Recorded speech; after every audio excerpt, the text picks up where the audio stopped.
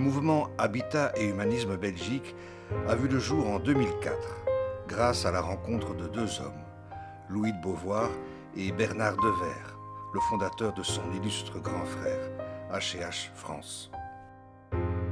Mais que représente ce double H et quelles sont les sources de financement de cette jeune fondation d'utilité publique? Alors, le fonctionnement, effectivement, tient dans la dénomination du double H. Il y a l'habitat et l'humanisme. L'habitat, je dirais que c'est le portefeuille. L'habitat, c'est notre vocation, c'est de construire du logement. Par exemple, en Belgique, on a 100 000 familles en attente de logement, donc 100 000 familles qui sont mal logées. Et notre rôle, c'est de construire pour eux de véritables foyers. Pas seulement du logement, mais un endroit où ils vont pouvoir se reconnaître. La partie humaniste, c'est le cœur. Et le cœur, c'est de pouvoir toucher la personne, parce que quand on a un problème de logement, c'est qu'il y a un problème ailleurs. Et donc, on essaye de s'harmoniser, d'harmoniser la personne qui va accompagner la personne logée, et les deux vont grandir ensemble. Ça, c'est la partie humaniste. Pour financer la société, il y a plusieurs possibilités. D'abord, on peut faire appel aux dons.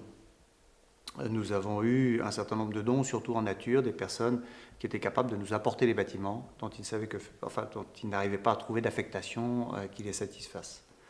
Il y a un autre outil que nous utilisons beaucoup, c'est d'offrir à des investisseurs un rendement garanti sur leur argent, en leur fournissant un bâtiment qui les supporte et en gérant ce bâtiment pendant un certain temps. Afin de mieux comprendre l'impact de la Fondation, focalisons-nous sur l'un des 30 logements qu'elle a réalisés depuis sa création. Plus précisément, le projet Sambre, une construction confortable de 24 logements à vocation sociale, répartis sur 3100 mètres carrés.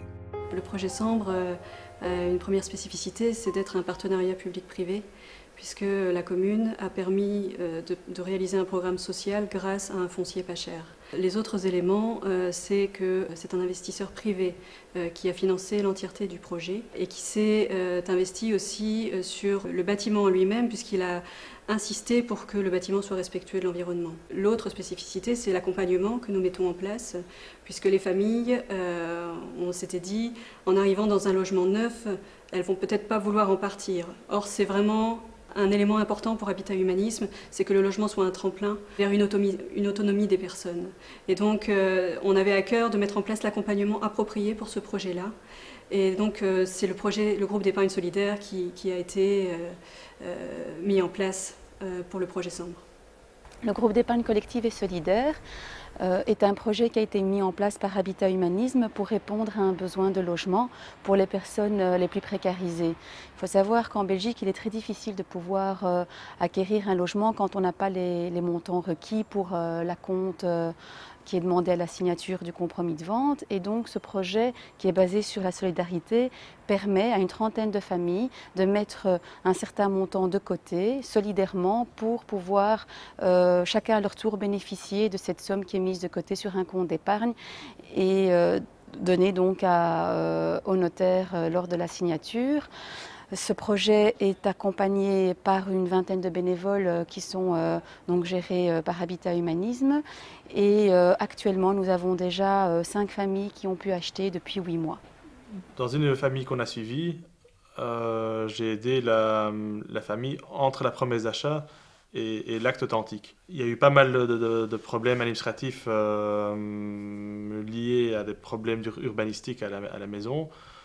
Bon, le travail en concret, c'était de parcourir les documents ensemble, de fixer des réunions avec le Fonds du logement bruxellois et surtout de motiver quelquefois les familles à persévérer parce que finalement, elles étaient proches du but, même si, in fine, entre la promesse d'achat et l'acte authentique, il y a 1 an et demi qui se sont écoulés. Finalement, le travail concret, c'est du coaching plus que de tenir la main. En finalité, la Fondation Habitat et Humanisme, c'est un ensemble de personnes, principalement bénévoles, qui ont cet objectif commun, bâtir, loger et assister, afin de construire une ville à visage humain.